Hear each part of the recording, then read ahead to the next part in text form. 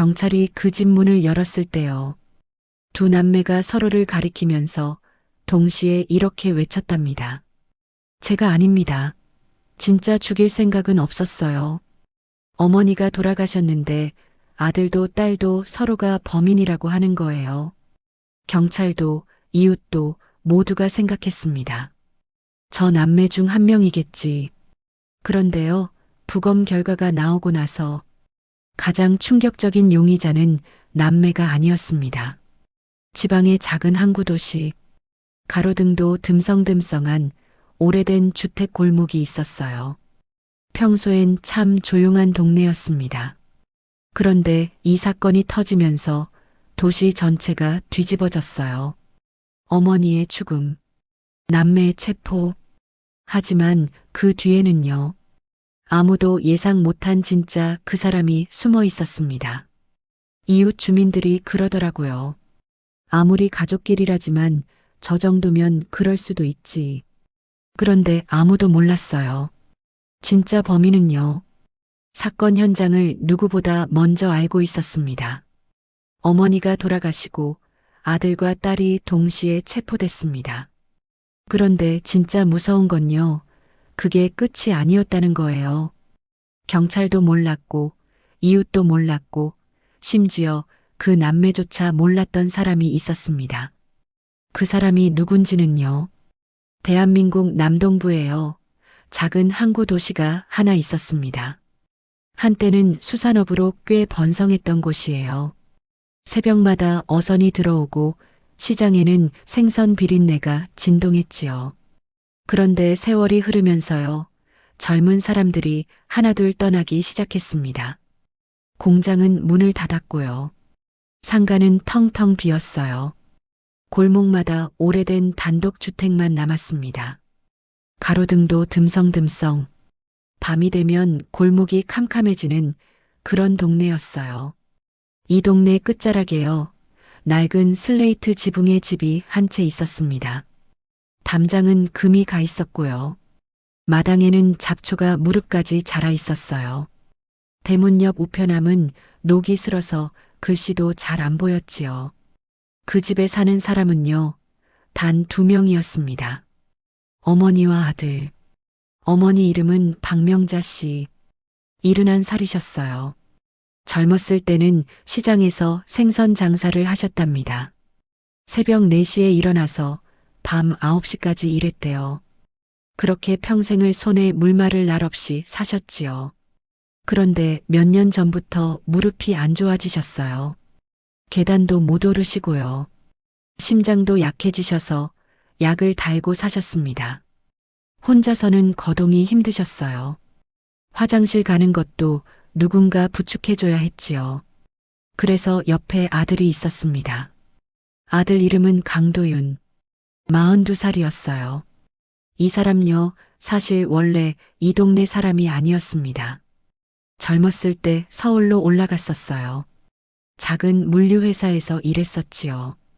결혼도 했었고요. 아이도 하나 있었습니다. 그런데 10년쯤 전에요. 회사가 부도가 났어요. 그 뒤로 일자리를 못 구했습니다. 빚이 쌓이고 부부 사이도 나빠졌지요. 결국 이혼을 했어요. 아이는 전처가 데려갔고요. 도윤은 빈손으로 고향에 내려왔습니다. 잠깐만 있다가 다시 올라가야지. 그렇게 생각했는데요. 어머니가 쓰러지셨어요. 그때부터 떠날 수가 없었습니다. 도윤은요. 낮에는 항구 근처 물류창고에서 상하차 일을 했어요. 택배 보조 일도 했고요.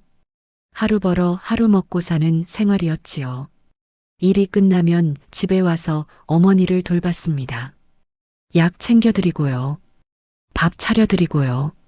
밤에는 어머니 방 옆에서 잤어요. 도윤아, 물 좀 줘. 새벽 2시, 3시에도 어머니가 부르시면 일어났습니다. 눈 밑에 다크서클이 짙었어요. 42인데 50살처럼 보였지요. 그래도 도윤은 이렇게 말했습니다. 그래도 가족인데요. 제가 안 하면 누가 해요. 그런데요, 이 집에는 한 사람이 더 있었습니다. 가끔씩 들르는 사람. 누나 강도경, 45살이었습니다. 도경은요, 일찍 시집을 갔었어요. 23살에 결혼했는데 5년 만에 이혼했지요. 아이는 없었고요.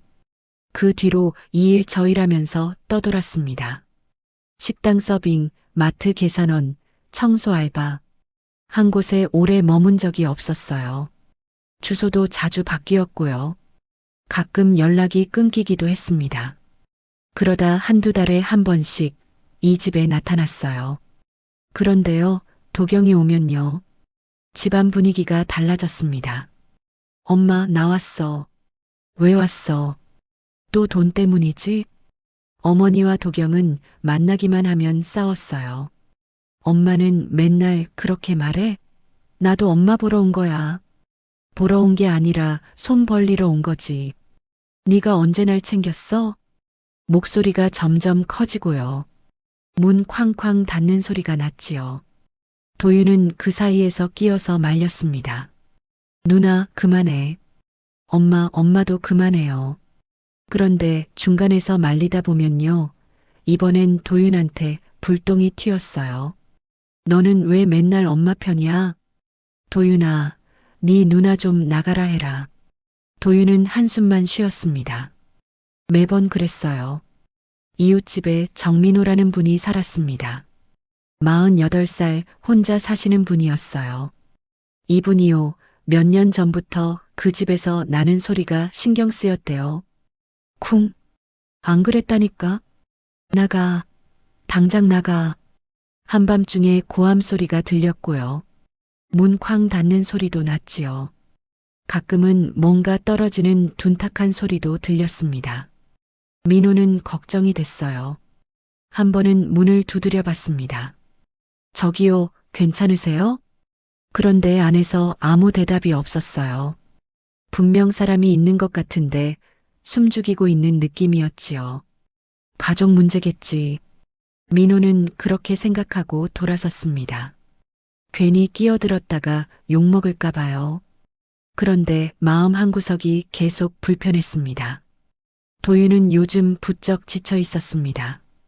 어머니는 병이 깊어지면서 말씀이 점점 날카로워지셨어요. 야, 이것도 제대로 못해? 네가 뭘 했다고 나한테 이래라 저래라야. 예전에는 그래도 고맙다 한마디 하셨는데요. 요즘은 짜증만 내셨어요. 도윤은 속으로 삼켰습니다. 아프니까 그러시는 거다. 원래 저런 분 아니셨다. 그렇게 이해하려고 했지요. 그런데 어느 날 밤 도윤이 작은 방에서 혼자 앉아 있었어요. 불도 안 켜고요. 한참을 그렇게 앉아 있었습니다. 나는 언제까지 이렇게 살아야 하는 거지. 아무도 듣지 못하는 혼잣말이었어요. 그리고 그 무렵부터요. 이 집에 이상한 일이 생기기 시작했습니다. 도윤이 그러더라고요. 밤에 발소리가 들려요. 분명 저랑 어머니밖에 없는데 처음에는 귀가 예민해졌나 했대요. 피곤하니까 잠이 얕아져서 없는 소리가 들리는 거라고요. 그런데 도경도 비슷한 말을 했습니다. 창고 문이 열려 있었어. 내가 분명히 닫았는데 바람이 세게 부는 계절이었거든요. 그래서 대수롭지 않게 넘겼습니다. 그런데요. 그 집 안에는 정말로 누군가가 있었습니다. 남매가 모르는 사이에요. 드나들고 있던 사람이 있었어요. 어머니 박명자 씨의 병이요. 점점 깊어지고 있었습니다. 처음에는 무릎만 안 좋으셨어요. 계단 오르내리기가 힘드신 정도였지요. 그런데 올해 들어서요. 심장까지 나빠지셨어요. 숨이 자주 차셨고요. 밤마다 기침을 하셨습니다. 병원에서는 입원을 권했어요. 그런데 어머니가 완강하게 거부하셨지요. 병원은 싫어. 거기 가면 못 나와. 도윤이 아무리 설득해도 소용없었습니다. 결국 집에서 약으로 버티시는 수밖에 없었어요. 그런데요, 몸이 아프시니까 말씀도 달라지셨어요. 예전에는 그래도 참으시는 분이셨거든요. 속상해도 삼키시고 화가 나도 참으셨어요. 그런데 요즘은 달랐습니다. 사소한 일에도 버럭 화를 내셨어요. 밥이 조금만 늦어도 소리를 지르셨고요. 약 드시라고 하면 맨날 약 타령이냐며 짜증을 내셨지요. 도윤은 처음에 이해하려고 했습니다.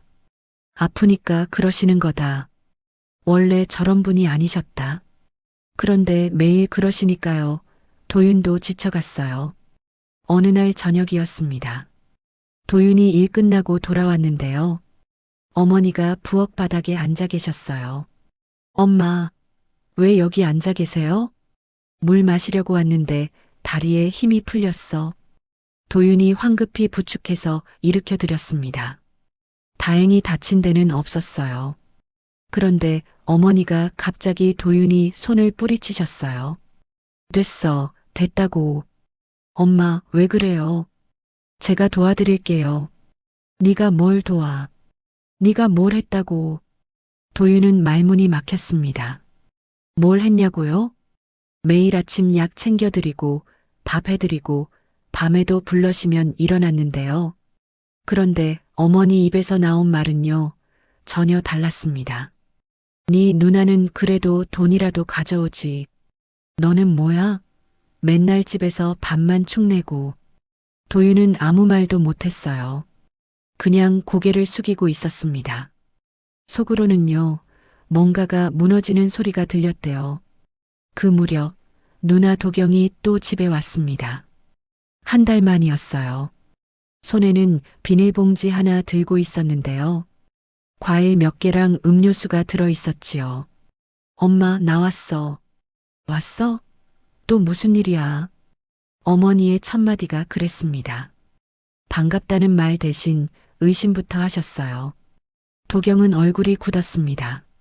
그래도 참고 들어왔어요. 아니, 그냥 얼굴 보러 온 거야. 왜 맨날 그렇게 말해? 그냥 온 적이 있어야 말이지. 분위기가 싸해졌습니다. 도윤은 부엌에서 설거지를 하다가 한숨을 쉬었어요. 또 시작이구나. 저녁을 먹고 나서요. 도경이 도윤을 불렀습니다. 마당 한쪽 낡은 평상 위에 둘이 앉았어요. 하늘에는 별이 드문드문 떠 있었지요. 도윤아. 응, 나 요즘 진짜 힘들어. 도경이 담배를 꺼내 물었습니다. 손이 조금 떨리고 있었어요. 일하던 데가 문 닫았어. 2달째 놀고 있어. 그래서 엄마한테 좀 얘기해줘. 생활비 좀 보태달라고. 도윤은 고개를 돌렸습니다. 한참을 아무 말 없이 있다가 입을 열었어요. 누나, 엄마 연금이 얼마인지 알아? 몰라. 80만 원이야. 거기서 약값 나가고 공과금 나가고 먹을 거 사면 남는 게 없어. 그래도 어떡해. 나도 당장 먹고 살아야 하는데. 나도 마찬가지야. 도윤이 목소리가 조금 높아졌습니다. 누나, 나도 힘들어. 누나는 가끔 오잖아. 나는 매일이야. 매일. 야, 그건 네가 선택한 거잖아. 누가 여기 있으라고 했어? 내가 안 있으면 엄마 누가 봐? 누나 볼 거야? 둘 다 목소리가 커졌습니다. 안에서 어머니가 듣고 계셨어요. 아, 너희 둘 다 시끄러. 창문 너머로 어머니 목소리가 들렸습니다. 맨날 싸워. 너희 때문에 내가 죽을 것 같아. 그 말에 도경이 벌떡 일어났습니다. 엄마, 나간다. 가. 다시는 오지 마. 진짜 안 와. 두고 봐. 도경이 휙 돌아서 나갔습니다. 대문을 쾅 닫는 소리가 골목에 울렸어요. 도윤은 평상에 그대로 앉아 있었습니다. 하늘을 올려다봤어요. 별이 흐릿하게 보였습니다. 이웃집 민호가 그 소리를 다 들었습니다. 창문을 열고 바깥을 내다봤는데요. 도경이 씩씩거리며 골목을 걸어가는 게 보였지요. 민호는 걱정이 됐어요. 저 집 갈수록 심해지는 것 같다. 한 번은 낮에 도윤이를 만났습니다. 마트 앞에서였어요. 도윤 씨, 요즘 괜찮아요? 네. 아, 네. 괜찮습니다. 그런데 도윤이 눈 밑에 다크서클이 짙었어요. 얼굴도 많이 수척해 보였지요. 민호가 조심스럽게 말했습니다. 혹시 도움 필요하면 말해요. 옆집이잖아. 감사합니다. 괜찮아요. 도윤은 그렇게 말하고 돌아섰어요. 그런데 걸어가는 뒷모습이요. 어깨가 많이 처져 있었습니다. 그 무렵부터요. 민호가 이상한 걸 느꼈어요. 새벽에 그 집에서 소리가 들렸거든요. 쿵 하는 소리. 뭔가 떨어지는 것 같은 소리. 처음에는 어머니가 넘어지신 건가 했어요. 그래서 문을 두드려 봤습니다. 여기 괜찮아요? 그런데 안에서 대답이 없었어요. 분명 인기척은 있는데 아무 소리가 안 났지요. 그러다 문틈 사이로요. 뭔가가 보였어요. 그림자였습니다. 문 뒤에 누군가 서 있는 것 같았어요. 저기요? 민호가 다시 불렀는데요. 그 그림자가 스르륵 사라졌습니다.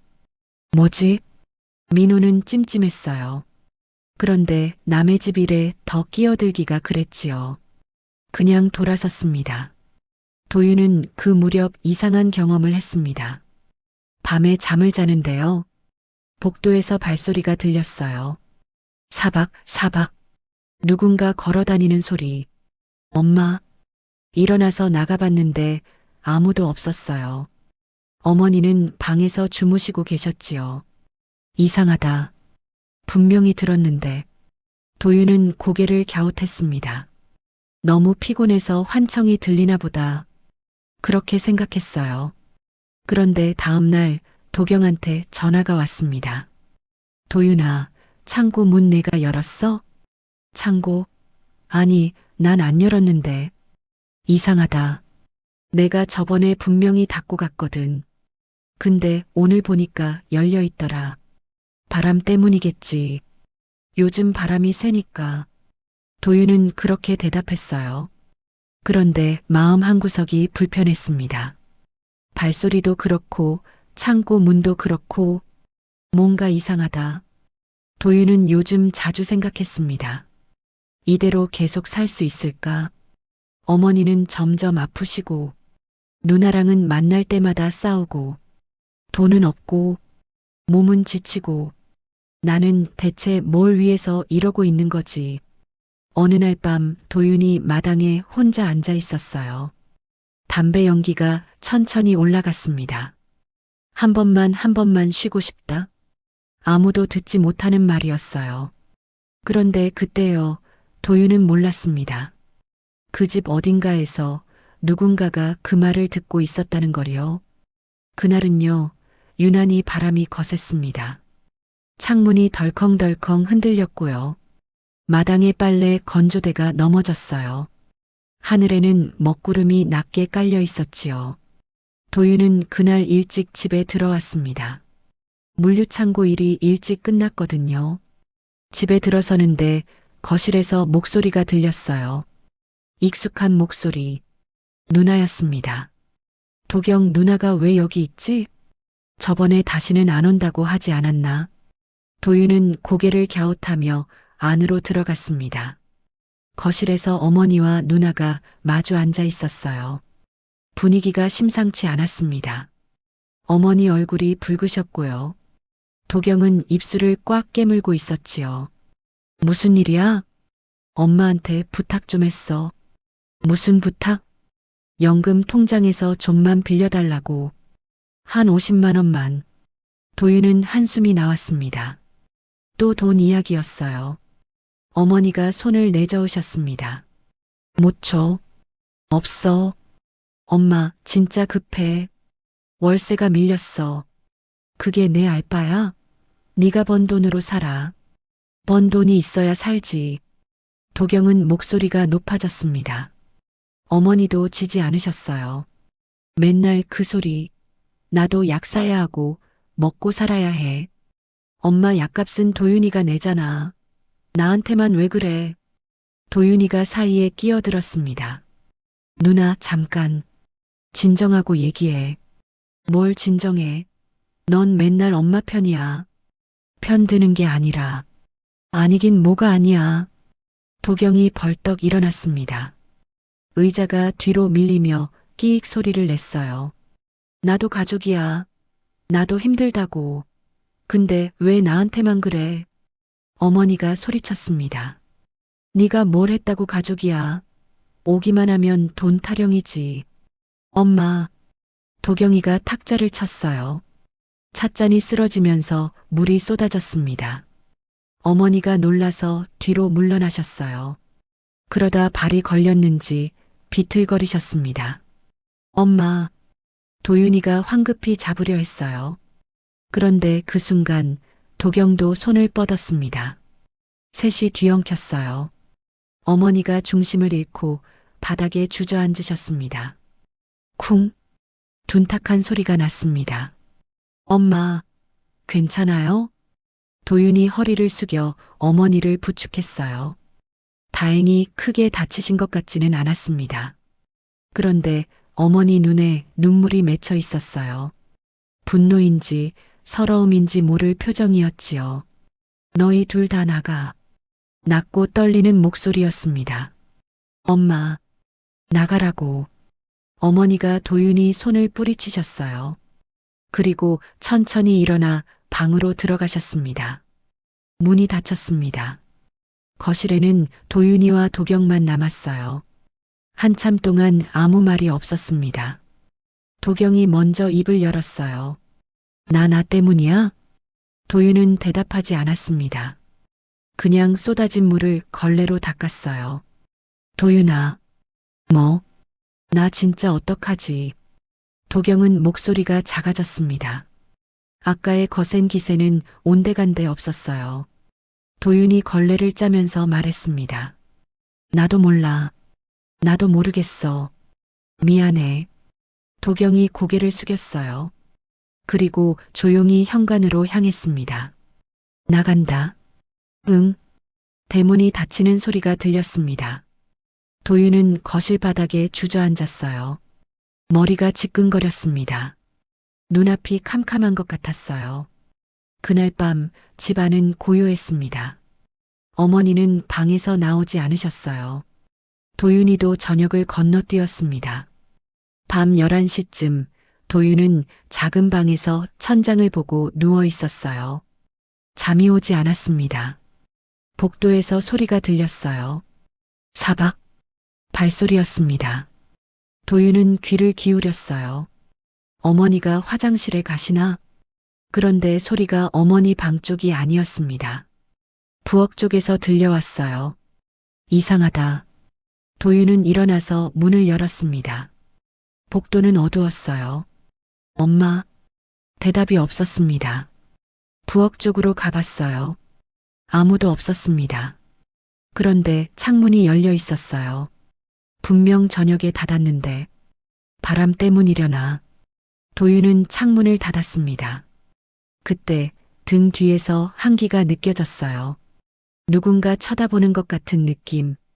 휙 돌아봤습니다. 아무도 없었어요. 도윤은 고개를 저었습니다. 너무 피곤해서 그런가 보다. 방으로 돌아가 눈을 감았어요. 그리고 그대로 잠이 들었습니다. 그런데요, 그 시간에요. 도윤 씨가 잠든 그 시간에 집안에서 움직이는 사람이 있었습니다. 창고 뒤편에서 나온 그림자. 천천히 복도를 걸어서 어머니 방 앞에 멈춰 섰어요. 그 사람은 문고리를 잡았습니다. 그리고 조용히 문을 열었지요. 어머니가 자고 계셨어요. 숨소리가 거칠었습니다. 낮의 일로 지치셨는지 깊이 잠드신 것 같았지요. 그 사람은 방 안으로 들어갔습니다. 그리고 어머니 곁에 서서 한참을 내려다봤어요. 그 사람은요, 어머니의 조카였습니다. 이름은 박정호, 52살, 어머니의 친정 조카였어요. 정호 씨는요, 몇 달 전부터 이 집에 숨어 살고 있었습니다. 처음에는 그냥 잠깐 신세 지러 왔다고 했어요. 사업이 망해서 갈 데가 없다고요. 어머니가 창고 한쪽을 내줬습니다. 조카가 힘들다는데 어떡해. 그런데 정호는 며칠만 있겠다더니 계속 눌러 앉았어요. 도윤과 도경한테는 말하지 말라고 했지요. 걔들한테 알리면 복잡해져. 조용히 있다 갈게. 어머니는 그 말을 믿었습니다. 그런데 정호의 진짜 목적은요, 다른 데 있었어요. 명자 씨의 연금, 통장, 그리고 집. 정호는 이것들을 노리고 있었습니다. 그날 밤 정호는 어머니 방에서 뭔가를 찾고 있었어요. 서랍을 뒤지고 있었지요. 그때 어머니가 눈을 뜨셨습니다. 누구야? 정호가 굳었어요. 이모, 저예요. 정호.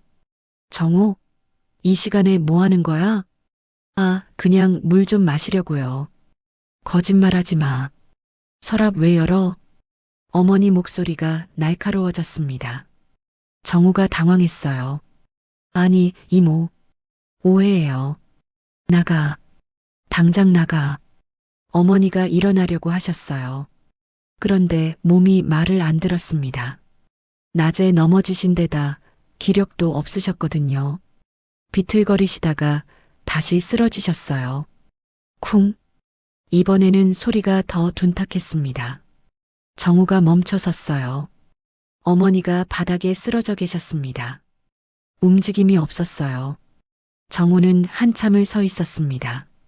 그리고 아무것도 하지 않았어요. 그냥 방을 나왔습니다. 문을 닫았습니다. 그리고 창고 뒤편으로 사라졌지요. 이 순간이요, 비극의 시작이었습니다. 도윤도, 도경도 몰랐어요. 그 밤에 무슨 일이 있었는지, 그저 아침이 오면 모든 게 달라질 거라는 것만 알게 될 뿐이었지요. 다음 날 아침이었습니다. 도윤은 평소보다 늦게 눈을 떴어요. 밤새 잠을 설쳤거든요. 시계를 보니 9시가 넘어 있었습니다. 엄마한테 약 드려야 하는데 허둥지둥 일어나서 어머니 방으로 갔어요. 문을 두드렸습니다. 엄마, 저예요. 들어갈게요. 대답이 없었어요. 문을 열었습니다. 어머니가 바닥에 쓰러져 계셨어요. 엄마, 도윤이 달려갔습니다. 어머니를 흔들었어요. 엄마, 일어나요. 엄마, 반응이 없었습니다. 손을 잡아보니 차가웠어요. 도윤 머릿속이 하얘졌습니다. 떨리는 손으로 전화기를 꺼냈어요. 119에 전화했습니다. 여보세요, 119죠? 저희 어머니가 쓰러지셨어요. 숨을 안 쉬어요. 전화기 너머로 차분한 목소리가 들렸습니다. 주소를 물었고 도윤은 더듬더듬 대답했어요. 그리고 전화를 끊고 어머니 곁에 주저앉았습니다. 엄마, 제발. 눈물이 흘러내렸어요. 무슨 일이 일어난 건지 알 수가 없었습니다. 구급차가 도착했습니다. 구급대원들이 어머니를 살폈어요. 심폐소생술을 시도했지만 소용없었습니다. 보호자분, 일단 병원으로 모시겠습니다.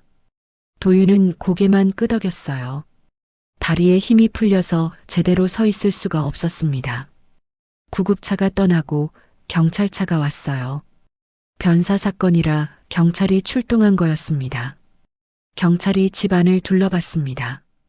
거실에 쓰러진 의자, 바닥에 마른 물자국, 어머니 방 안에 흩어진 물건들, 그리고 어머니 몸 곳곳에 있는 멍 자국. 이 멍은 언제 생긴 겁니까?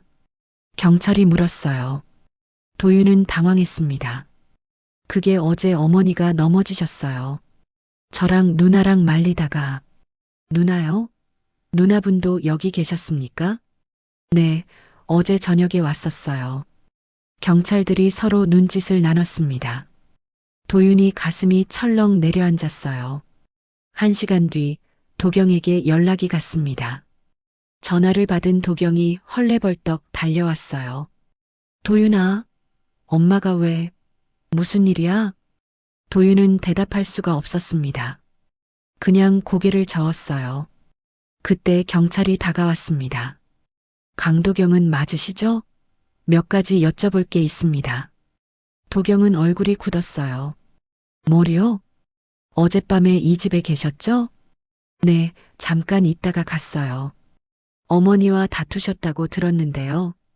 그건 그냥 말다툼이었어요. 손 안 댔어요. 도경은 목소리가 높아졌습니다. 이웃 민우도 증인으로 불려왔어요. 어젯밤에 이 집에서 소리 들으셨습니까? 네, 들었습니다. 고함 소리랑 뭔가 쿵 하는 소리. 몇 시쯤이었습니까? 저녁 8시쯤이었던 것 같아요.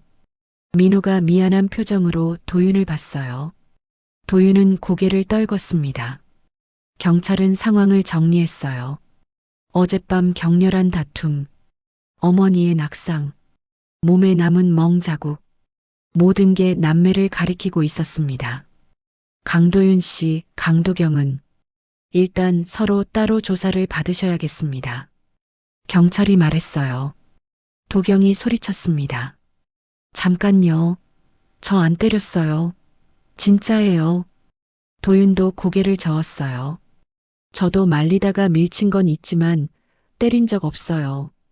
경찰은 표정 변화 없이 대답했습니다. 조사 결과가 나올 때까지 협조해 주십시오. 남매는 각각 다른 경찰차에 탔습니다. 대문을 나서는데 도경은 도윤을 돌아봤어요. 두 사람의 눈이 마주쳤습니다.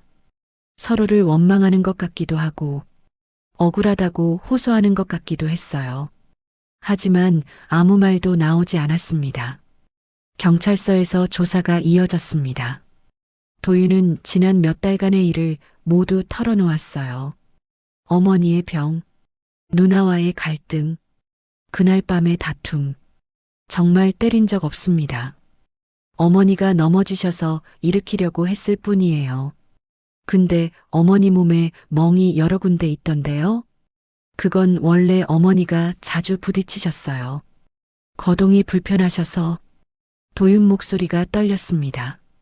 자기 말이 믿어지지 않을 거라는 걸 알았어요. 도경도 마찬가지였습니다.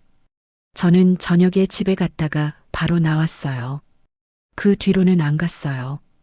어머니와 심하게 다투셨다면서요? 다투긴 했지만 손 안 댔다니까요. 도경이 책상을 쳤어요. 제가 왜 우리 엄마를 때려요? 그럴 이유가 없잖아요. 경찰은 묵묵히 기록했습니다. 부검 결과가 나왔습니다. 사인은 심장마비, 낙상으로 인한 충격이 심장에 무리를 준 것으로 추정. 그런데 부검의가 한 가지를 더 말했어요. 사망 시간을 보면요. 저녁 다툼 때가 아닙니다. 새벽 2시에서 3시 사이로 추정됩니다. 경찰이 고개를 갸웃했어요. 새벽이요? 그때는 각자 방에서 잤을 시간인데 그럼 누가 그 시간에 어머니 방에 있었을까요? 수사관들 사이에 침묵이 흘렀습니다. 경찰은 집을 다시 수색했어요. 이번에는 더 꼼꼼하게 구석구석 창고까지 그리고 창고 뒤편에서 이상한 걸 발견했습니다. 낡은 침낭 하나, 먹다 남은 컵라면 용기, 지갑 라이터, 그리고 서랍 안에서요. 명자 씨 연금 통장에 복사본이 나왔어요. 이게 뭐지? 경찰이 지갑을 열어봤습니다. 신분증이 들어 있었어요. 박정호, 1973년생, 명자 씨의 조카. 이 사람이 여기서 살았던 건가? 경찰은 주변 CCTV를 확인했습니다. 그리고 골목 끝 편의점 CCTV에서요. 새벽 3시쯤 그 집에서 나오는 남자를 발견했어요. 황급히 두리번거리면서 걸어가는 뒷모습. 그 남자는 도윤도 도경도 아니었습니다. 도윤과 도경은 여전히 조사실에 있었어요. 그때 문이 열렸습니다. 수사관이 들어왔어요. 새로운 용의자가 나왔습니다. 도윤이 고개를 들었어요. 네, 박정호라는 사람 아십니까? 어머니 조카. 도윤 씨 눈이 커졌습니다. 정호 삼촌이요? 그 사람이 왜? 그 사람이 어머니 집에서 몰래 살고 있었습니다. 몇 달 전부터요. 도윤 머릿속이 하얘졌어요. 그 발소리, 열려있던 창고 문, 밤마다 느꼈던 이상한 기운, 그게 다 그 사람이었던 거야? 수사관이 말을 이었습니다. 새벽 3시쯤 그 사람이 어머니 방에 들어간 정황이 있습니다. 도윤이 다리에서 힘이 풀렸어요. 그럼 엄마가 그 시간에 아직 조사 중입니다. 하지만 당신들은 일단 풀려나도 됩니다. 도경은 옆에서 주저앉았어요. 울음이 터졌습니다. 그럼 우리가 아니었던 거야? 우리 때문이 아니었어? 도윤은 대답할 수가 없었습니다. 안도감보다는요. 뭔가 텅 빈 느낌이 더 컸어요. 우리가 싸우는 동안 진짜 위험한 사람은 바로 곁에 있었구나. 경찰서를 나서는데 하늘이 흐렸습니다. 도윤과 도경은 나란히 걸었어요. 아무 말도 없이요. 한참을 걷다가 도경이 먼저 입을 열었습니다. 도윤아. 응, 미안해. 도윤은 대답하지 않았어요. 그냥 걸었습니다. 나 때문에 내가 더 힘들었지. 알아. 도경 목소리가 떨렸어요. 도윤이 멈췄습니다. 그리고 천천히 고개를 돌렸어요. 누나. 응. 우리 뭘 놓치고 살았던 걸까? 도경 눈에서 눈물이 흘렀습니다. 두 남매는 그 자리에 한참을 서 있었어요. 말없이요. 차가운 바람이 불었습니다. 그런데 이상하게도 조금은 가벼워진 것 같았어요. 경찰은 박정호 씨를 추적했습니다. 그리 오래 걸리지 않았어요. 정호는 남평시 외곽의 저렴한 여인숙에 숨어 있었거든요. 체포될 때 정호는 저항하지 않았습니다. 그냥 고개를 숙이고 따라갔어요. 경찰서에서 조사가 시작됐습니다. 박정호 씨, 피해자 집에 얼마나 계셨습니까? 정호는 한참을 말이 없었어요. 그러다 천천히 입을 열었습니다.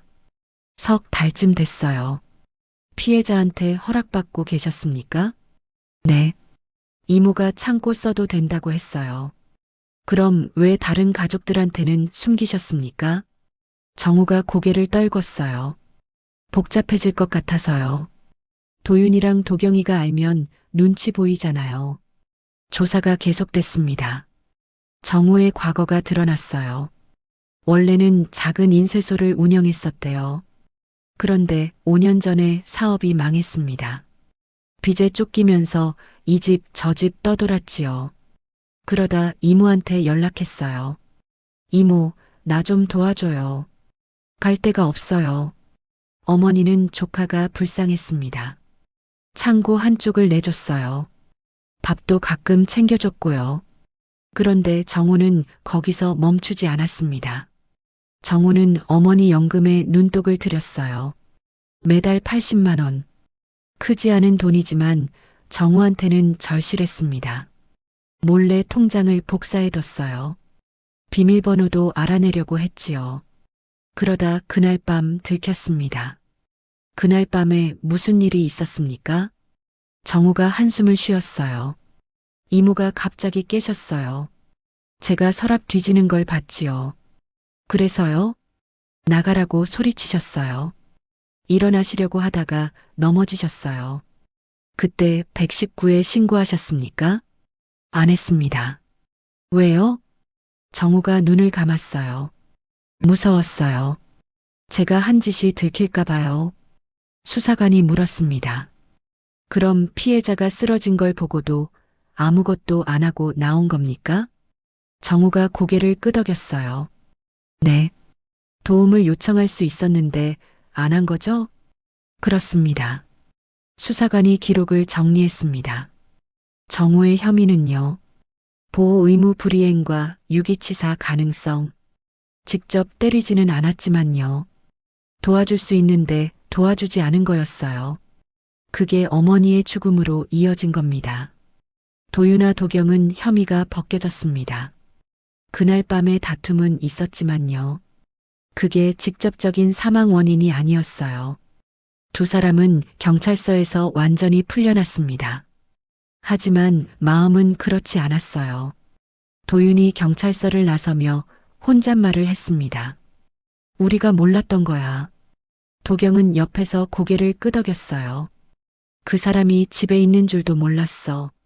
엄마가 힘들어 하시는 것도 제대로 못 봤고, 두 남매는 골목을 걸었습니다. 익숙한 길인데 낯설게 느껴졌어요. 집에 도착했습니다. 대문 앞에 경찰 테이프가 붙어 있었어요. 아직 수사가 완전히 끝나지 않았거든요. 도윤이 테이프 너머로 집을 바라봤습니다. 낡은 지붕, 금간 담장, 잡초 무성한 마당. 이 집에서 어머니와 함께 살았던 시간들이 떠올랐어요. 힘들었습니다. 지치기도 했고요. 때로는 원망도 했어요. 그런데 지금은요. 그 시간들이 다 소중하게 느껴졌습니다. 도윤아, 응, 나 너한테 미안한 거 많아. 도윤이 돌아봤습니다. 맨날 돈 얘기만 하고, 네가 얼마나 힘든지는 생각 안 하고. 누나, 진짜 미안해. 도경은 눈가가 붉어졌어요. 도윤은 한참 말이 없었습니다. 그러다 천천히 입을 열었어요. 나도 미안해. 뭐가? 누나가 힘든 것도 모르고 맨날 짜증만 냈잖아. 도경은 고개를 저었어요. 아니야. 네가 뭘 잘못했어. 그래도 미안해. 두 남매는 마주보며 웃었습니다. 쓸쓸한 웃음이었지만요. 오랜만에 짓는 웃음이었어요. 며칠 뒤 어머니 장례가 치러졌습니다. 작은 장례식장이었어요. 오신 분도 많지 않았습니다. 이웃 민호가 왔어요. 마을 이장님도 오셨고요. 몇몇 오래된 이웃들이 찾아왔습니다.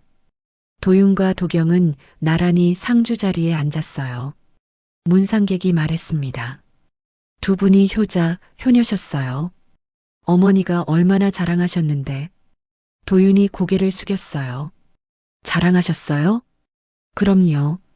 내 아들, 내 딸 이러시면서 맨날 그러셨어요. 도윤이 눈에서 눈물이 흘렀습니다.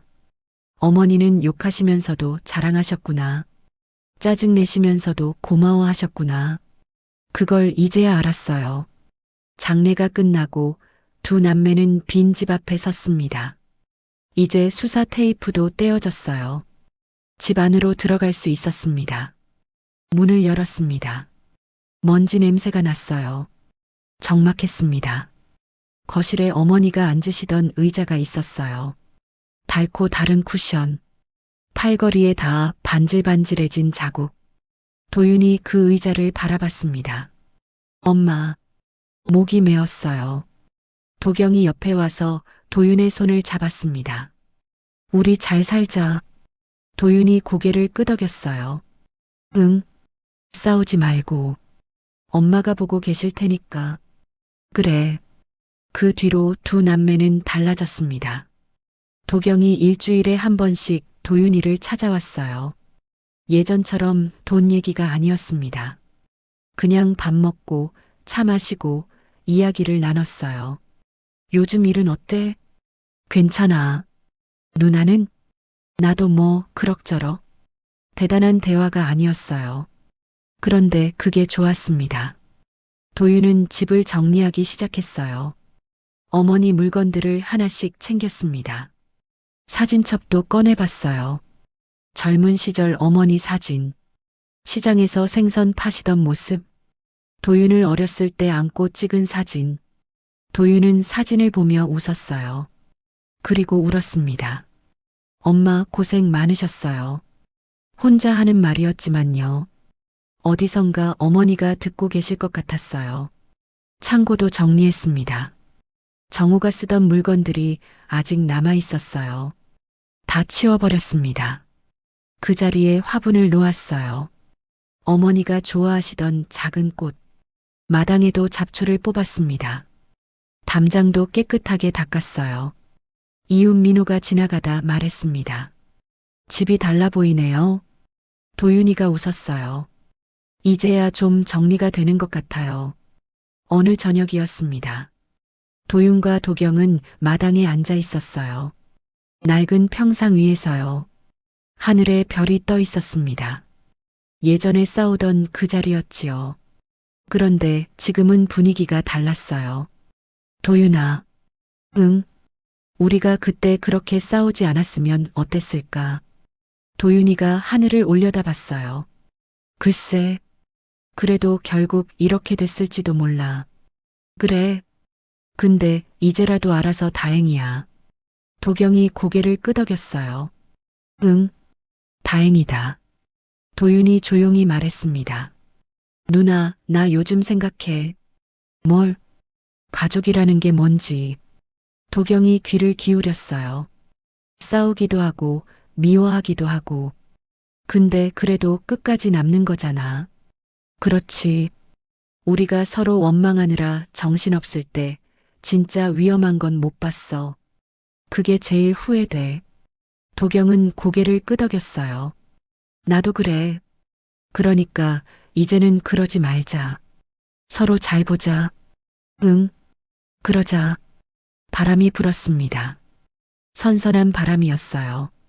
어디선가 어머니 목소리가 들리는 것 같았어요. 그래, 그렇게 살아라. 물론 환청이었겠지요. 그런데 두 남매는 미소를 지었습니다. 여러분, 이 이야기가 끝났습니다. 슬픈 이야기였지요. 하지만 그 안에 희망도 있었어요. 가족은 싸우기도 합니다.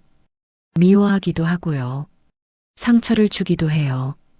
그런데 결국은요, 서로가 서로의 전부인 거예요. 가족이라서 믿었던 게 독이 될 수도 있지만요. 가족이라서 끝까지 함께 갈 수도 있습니다.